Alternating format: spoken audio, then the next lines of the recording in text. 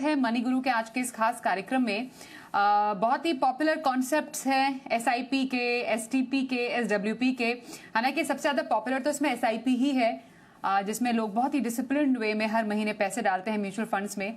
लेकिन well known fact है कि एसटीपी भी उतनी ही कमाल की है जितनी कमाल की एसआईपी है। इसलिए हम एसटीपी पर आज फोकस करने वाले हैं और थोड़ा समझने वाले हैं कि इसके फायदों को इसको कैसे ज्यादा से ज्यादा इसका फायदा उठाया जाए। तो मैं इसी के तहत हेमंत जी सबसे पहले आपसे जानना चाहती हूँ, ये एसटीपी क्या है, सिस्टमैटिक ट्रांसफर प्लान? जी देखिए स्वाति, जैसे आपने बिल्कुल सही कहा, कुछ जो पॉपुलर जो मैकेनिज्म है इन्वेस्ट करने के, एसआईपी, एसटीपी, एसडब्ल्यूपी, पैसा निकालने का है। तो जब हम एसटीपी की बात करते हैं तो सिस्टमैटिक ट्रांसफर प्लान, इसका मतलब ये है कि आप एक डिसिप्लिन तरीके में अपना जो पैसा है वो एक स्कीम से दूसरे स्कीम में ट्रांसफर करते हैं। तो जैसे एसआईपी की आपने बात की, एसआईपी में क्या होता है कि आप कोशिश करते हैं कि आप हर महीने कुछ पैसा इन्वेस्ट करके over a period of time एक पैसा बड़ा कॉर्पस एक्यूमुलेट करते हैं, तो उसको हम एसआईपी बोलते हैं। एसटीपी में क्या है, जैसा हमने कहा सिस्टमैटिक ट्रांसफर प्लान, यानी एक स्कीम से दूसरे स्कीम में, यानी एक स्कीम में इन्वेस्टमेंट ऑलरेडी है, वहां से आप निकाल के पैसा दूसरे स्कीम के अंदर डालते हैं। तो वो एक मेजर डिफरेंस है। एसआईपी में आपके पास लमसम नहीं होता है, आप कोशिश करते हैं कि आप over a period of time accumulate करें। एसटीपी में आपके पास एक्यूमुलेशन होता है ऑलरेडी, वहां से आप दूसरी किसी स्कीम के अंदर ट्रांसफर करते हैं। तो बेसिकली ये दोनों के बीच में डिफरेंस ये है। एसटीपी जो है स्वाति, दो स्टेज पे होता है हमारे इन्वेस्टमेंट प्रोसेस के। एक होता है इन्वेस्टमेंट के समय, जब हम फ्रेश इन्वेस्टमेंट करना चाहते हैं। मान लीजिए मेरे पास अगर 10 लाख रुपया है और मैं नहीं चाहता कि इस समय पे पूरा पैसा मैं मार्केट में लगाऊं, तो मैं क्या करता हूं कि एक किसी स्कीम में, डेट स्कीम के अंदर मान लीजिए मैं डालता हूं, लिक्विड फंड के अंदर, और वहां से फिर मैं हर महीने जो भी मैंने फंड चुना है उसके अंदर मैं पैसा इन्वेस्ट करता हूं। तो इसको हम कहते हैं systematic transfer plan, initial investment के सामने। दूसरा स्टेज होता है जब मान लीजिए मेरा एक गोल है, रिटायरमेंट प्लानिंग का गोल है, मैं वहां पे पहुंच रहा हूं, 2 साल बचे हैं, मैं नहीं चाहता कि पूरा पैसा मेरा इक्विटी में रहे, मैं चाहता हूं कि जो मेरे गेन्स हैं उसको मैं प्रोटेक्ट करूं, साथ ही मैं अपने पोर्टफोलियो को ग्रोथ से इनकम जनरेटेड पोर्टफोलियो बनाऊं over a period of time. तब भी हम सिस्टमैटिक ट्रांसफर प्लान के द्वारा इक्विटी फंड से in a phase manner, in a very systematic manner हम पैसा लेके अपने जो भी फंड हमने चुना हो, चाहे वो हाइब्रिड फंड हो, कंजर्वेटिव हो, जो भी फंड है उसके अंदर जाता है। तो ये बहुत ही इंपॉर्टेंट कॉन्सेप्ट है। ये इंश्योर करता है कि आप एक मुश्त पैसा ना लगा के, एक समय पे पैसा कमिट ना करके आप धीरे धीरे उसको लगाएं। तो जो बेनिफिट सिस्टमैटिक ट्रांसफर के होते हैं वो सारे बेनिफिट आपको यहाँ पे मिलते हैं। और जैसे मैंने कहा, वो 2 डिफरेंट स्टेजेस पे अलग अलग तरीके से एसटीपी होती है। ओके, तो एसटीपी के अच्छे फायदे अपने हैं, एसआईपी के अपने अलग फायदे हैं। एक मुश्त आपके पास पैसा है तो आप एसआईपी कीजिए, अनुशासित तरीके से छोटे छोटा पैसा आप म्यूचुअल फंड में डालिए। एसटीपी एक मुश्त पैसा है जिसमें एक सोर्स फंड से आप एक डेस्टिनेशन फंड में डालते हैं पैसा, जो पूरा बखूबी बताया हेमंत जी ने कि आप 2 चरणों में इसको करते हैं। शुरुआत में आप जब इन्वेस्ट कर रहे हैं तो आप पैसे डालेंगे एक लिक्विड, एक फंड से एक डेट फंड के बीच में, और वहीं पर आप जब नियर योर गोल हैं तो आप इक्विटी से डेट की तरफ शिफ्ट करते हैं। थोड़ा इसको और समझेंगे, पर क्या एक फायदा हो सकता है विश्वजीत जी, कोई किसी के पास एक मुश्त पैसा पड़ा है, उसके लिए एसटीपी करना ज्यादा फायदेमंद क्यों है? जैसे बाजार को हम काफी उथल पुथल भी देख रहे हैं, कहते हैं कि आप थोड़ा एसटीपी के माध्यम से थोड़ा पैसे लगाइए, थोड़ा थोड़ा करके टुकड़ों में, या वही पैसा बैंक में रख दीजिए और फिर वहां से एसआईपी कर दीजिए। तो क्या तरीका सही हो सकता है किसी के पास अगर एक लमसम पैसा पड़ा हुआ हो तो? ये स्वाति जी, सबसे पहले तो एसआईपी की बहुत लोग बात करते हैं, आज एसटीपी की बात करें तो बहुत अच्छा टॉपिक है। तो सब, अगर किसी को लमसम पैसा है, एक मुश्त पैसा है, अगर उसको लगता है कि वो रिस्क ले सकता है तो एक मुश्त लगाएगा, और मान लीजिए कल को 10% मार्केट फॉल हो गया, तो क्या आप इस तरीके का रिस्क उठा पाएंगे? मान लीजिए किसी ने 1 करोड़ रुपए लगाया, 10% मार्केट गिर गई तो 90 लाख रह गया। अगर ये रिस्क आप उठा सकते हैं तो एक मुश्त लगाने में कोई दिक्कत नहीं है।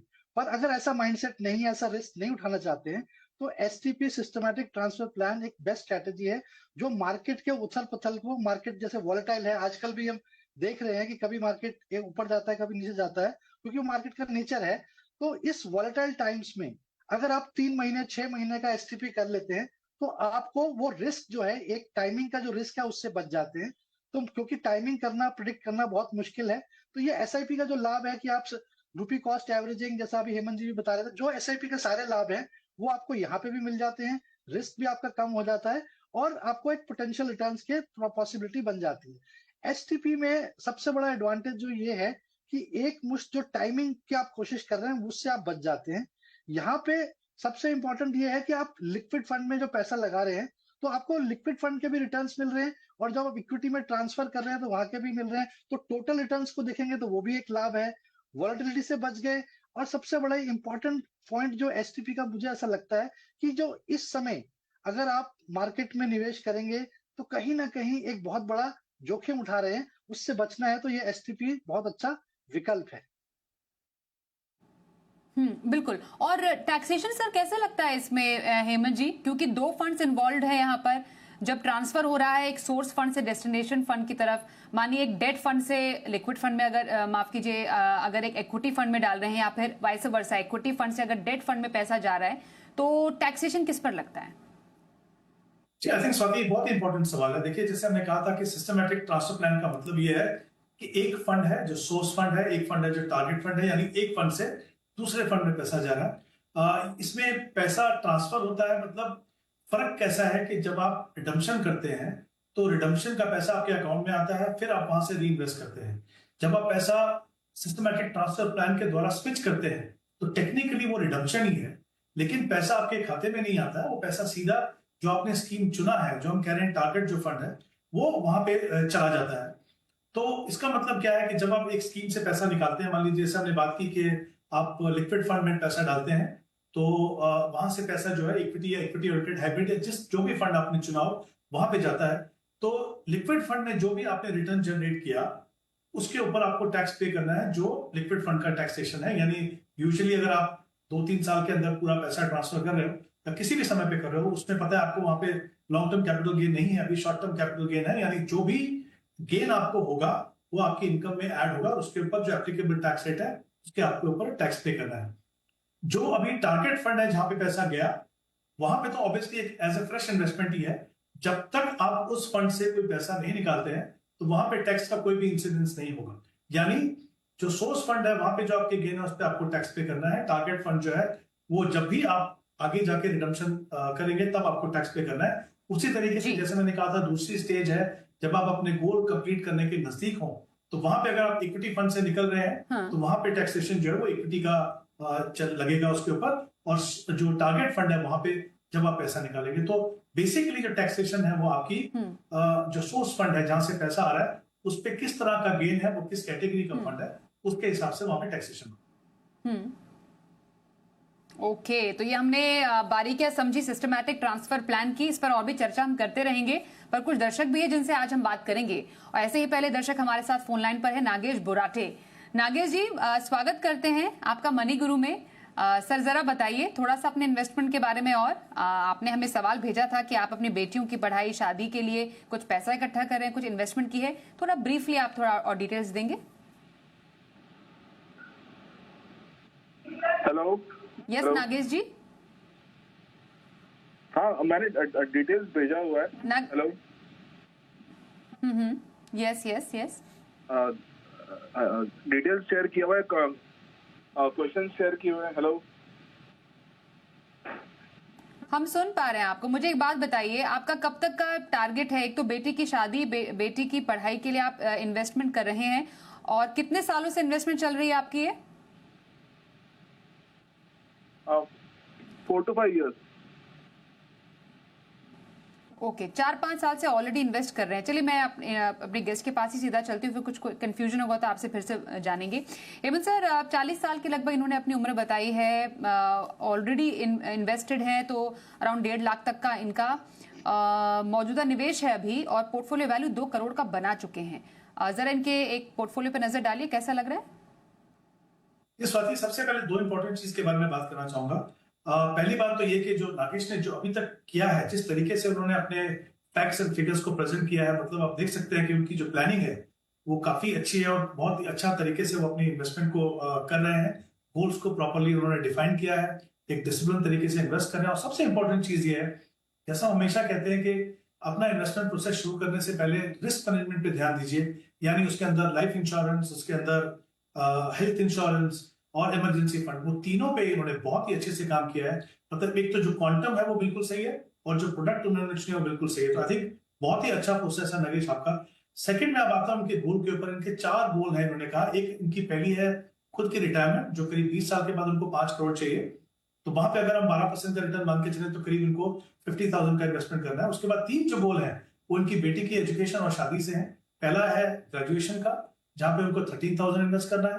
पोस्ट ग्रेजुएशन के लिए 15,000। यहाँ पे हम उनका जो टाइम होराइजन और जो अज्यूम रेट ऑफ रिटर्न है वो लेके चल रहे हैं। और उनकी जो बेटी की शादी के लिए जो गोल है वहां पे उनको 5,000 इन्वेस्ट करना है। तो कुल मिला के जो इनको रिक्वायरमेंट है वो 83,000 की इन्वेस्टमेंट की है। सबसे अच्छी बात यह है कि नागेश की जो इन्वेस्टमेंट है पर मंथ वो 1,40,000 है। मतलब जितनी जरूरत है उससे कहीं ज्यादा। दूसरी बात, जैसा इन्होंने कहा कि पिछले 4-5 साल से वो इन्वेस्ट कर रहे हैं, तो करीब 2 करोड़ का उन्होंने कॉर्पस ऑलरेडी बनाया है। ऑफकोर्स ये समझ के चलिए कि अगले 15-20 साल में ये कॉर्पस कहीं ज्यादा ग्रो करेगा। तो आई थिंक मुझे लगता नहीं कि इनको कोई भी प्रॉब्लम होगी। बट 2 इश्यूज हैं यहाँ पे। पहली बात, नगेश मेरा ये मानना है कि आपने जो गोल सेट किए, जो टारगेट सेट किए, वो थोड़े कंजर्वेटिव है। चाहे आपकी रिटायरमेंट का हो, चाहे आपकी बेटी की एजुकेशन का हो, मुझे लगता है उसको आपको थोड़ा अपवर्ड उसको रिवाइज करने की जरूरत है और आपके पास स्कोप है तो वो आपको करना चाहिए। दूसरा, आपका जो प्रोडक्ट मिक्स है वहां पे थोड़ी सी प्रॉब्लम है। देखिए, इक्विटी में इन्वेस्ट करना बिल्कुल सही है, लंबा समय आपके पास। बट जैसे आप जो स्मॉल केस के थ्रू इन्वेस्ट कर रहे हैं इक्विटी स्टॉक्स में, वो मुझे लगता है किसी भी आम निवेशक के लिए, अनलेस आप इतने कंफर्टेबल हैं, इतने कॉन्फिडेंट हैं कि आप उसको समझते हैं, तब बात अलग है। अदरवाइज मुझे लगता है वो म्यूचुअल फंड पे अगर ज्यादा कंसंट्रेट करेंगे तो वो ज्यादा बेहतर है, क्योंकि वो वेल डाइवर्सिफाइड व्हीकल है और उसमें काफी फ्लेक्सिबिलिटी है as compare to small case. तो एक चीज है। फंड में जहां तक सवाल है, इनके पास एसबीआई स्मॉल कैप है, उसके बजाय में अगर आप निपन इंडिया स्मॉल कैप देखें तो वो एक बेहतर ऑप्शन है। बाकी जो फंड आपके पास है, इंक्लूडिंग यूएस जो फंड है, वो बिल्कुल सही है। वो पोर्टफोलियो में बदलाव मत कीजिए। थोड़ा सा अप्रोच जो प्रोडक्ट मिक्स है वहां पे, और जैसा मैंने कहा अपने टारगेट को थोड़ा रिवाइज करिए, आपके पास स्कोप है। अच्छी बात एक और है स्वाति, यहाँ पे इन्होंने कहा है कि ये कमिटेड है कि ये पैसा जो इन्वेस्टमेंट कर रहे हैं उसको भी बढ़ाते रहेंगे। तो आई थिंक जो भी अच्छी चीज होनी चाहिए आपके इन्वेस्टमेंट प्रोसेस में सब आपके पास है। आपके पास समय है, आप कहीं ज्यादा कॉर्पस बना सकते हैं। 2-3 चीजें हैं जैसा मैंने कहा, उनके ऊपर आप ध्यान देंगे तो मुझे लगता है आपके फाइनेंशियल फ्यूचर के लिए वो काफी अच्छा। Okay Nagesh ji, all the very best आपके फ्यूचर इन्वेस्टमेंट्स के लिए। नेक्स्ट कॉलर महक विट्ठल इस वक्त हमारे साथ, उनसे भी बात कर लेते हैं। महक जी नमस्कार, क्या सवाल है आपका? नमस्कार मैम। मैम एक्चुअली ये मेरी बेटी का पोर्टफोलियो है जो कि मैंने 4 साल पहले बनाया था, ये आपका प्रोग्राम देख के, जिसमें ना ये मेरा ये emerging large and mid cap है 25,000 रुपए, इसमें SIP चल रहा है। पराग पार्क में 20,000 का है, SBI फोकस फंड में 15,000 रुपए का है, ICICI मल्टी कैप में 20,000 का है, और मिराई का टैक्स सेवर है 10,000 रुपए, और कोटक का फ्लेक्सी कैप है 6,000 रुपए। तो इसमें ना जैसे 2020 से इसमें चल रहा है और 30 लाख तक का इसका पोर्टफोलियो अभी तक बन गया है। तो मेरे को अब ये पता करना है कि मुझे 20,000 और इन्वेस्ट करना है इसमें, कोई मिड कैप चेंज करे, या जैसे अभी मिराई का लार्ज एंड मिड कैप का इसका अभी ना पोर्टफोलियो सुनने में आ रहा है सही नहीं चल रहा है, तो चेंज करना है या कैसे करना है, थोड़ा सा इस पर एडवाइस दीजिएगा। ओके विश्वजीत सर, कैसा लग रहा है पोर्टफोलियो बेटी के लिए? बिल्कुल, जो बेटी की एज के हिसाब से 27 इयर्स में और 3-4 साल हो गए ऑलरेडी निवेश करते हुए, तो बहुत अच्छा है। टाइम काफी अच्छा मिल जाएगा। हालांकि इन्होंने 15 साल का टाइम होराइजन बताया है। तो अगर हम पोर्टफोलियो देखते हैं तो वेल डाइवर्सिफाइड है, अच्छे फंड्स ले रखे हैं। और थोड़ा सा अगर हम बदलाव करना चाहें तो मेरे हिसाब से आपके पास 2 फ्लेक्सी कैप फंड है। तो दोनों फ्लेक्सी कैप में अगर मैं ओवरलैप देखता हूँ तो काफी ज्यादा ओवरलैप है। तो उसके हिसाब से मेरे हिसाब से एक फ्लेक्सी कैप फंड से आप स्विच कर सकते हैं, और वो कोटक का फ्लेक्सी कैप फंड जो है वहां से स्विच करके आप कोटक के इमर्जिंग इक्विटी फंड में चले जाएं, जो कि एक बहुत अच्छा मिड कैप फंड है। इसके अलावा मिराई एसेट का इमर्जिंग ब्लू चिप फंड है। वो भी अगर हम परफॉर्मेंस वाइज देखें तो अब पोर्टफोलियो में ओवरऑल देखें तो कोई लार्ज कैप फंड नहीं है, प्योर लार्ज कैप फंड नहीं है। तो उसको भी स्विच करके आप निपॉन इंडिया के लार्ज कैप फंड में चले जा सकते हैं, जो कि एक प्योर लार्ज कैप फंड और कंसिस्टेंट परफॉर्मेंस है उसकी फंड की। इसके अलावा 20,000 रुपए आप और SIP स्टार्ट करना चाहते हैं तो मैं यहाँ पे आपको 2 फंड्स की सलाह दूंगा।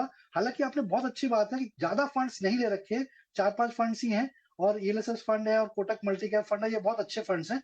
2 फंड्स जो और ऐड करने हैं 20,000 रुपए में, 15,000 रुपए आप मोतीलाल ओसवाल के large and mid cap fund में स्टार्ट कर सकते हैं SIP, और 5,000 एक different investment style SBI Contra fund में आप स्टार्ट कर सकते हैं। तो ये 20,000 की SIP आप ऐसे डाइवर्सिफाई कर सकते हैं। जहां तक कि गोल अमाउंट की बात है तो बहुत अच्छी अमाउंट आप ऑलरेडी इन्वेस्ट कर रहे हैं। 1.16 लाख रुपीस का एसआईपी अगर हम 15 वर्ष के लिए 12% का सीएजीआर लेके चलते हैं तो करीब करीब 5,85,00,000 रुपए अमाउंट बन जाता है। और वहीं आपके पास 30 लाख का कॉर्पस ऑलरेडी है। इस 30 लाख को भी अगर हम निवेशित रखते हैं तो 15 वर्ष में 12% का सीएजीआर लेके चलें तो ये भी कहीं ना कहीं 1.64 करोड़ रुपीस बन जाता है।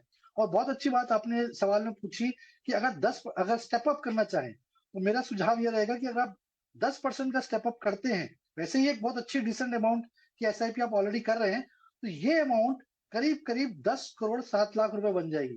तो 1 करोड़ 16 लाख में 10% का स्टेप अप, 15 वर्ष में 12% का सीएजीआर बन जाएगा 10 करोड़ कॉर्पस। और वहीं आपका 30 लाख जो है वो ऑलरेडी 1.64 करोड़ ऑलरेडी है, बनी जाएगा। तो ये करीब करीब 11 करोड़ 60-70 लाख रुपए बन जाएंगे। तो बहुत अच्छा कॉर्पस बन जाएगा। मेरी शुभकामनाएं, ये छोटा सा बदलाव जरूर करें। ओके महक जी, आपकी बेटी के लिए ये अच्छा आप निवेश कर रहे हैं, उसके लिए बहुत शुभकामनाएं। एक ब्रेक के लिए भी रुकेंगे, बने रहिए हमारे साथ।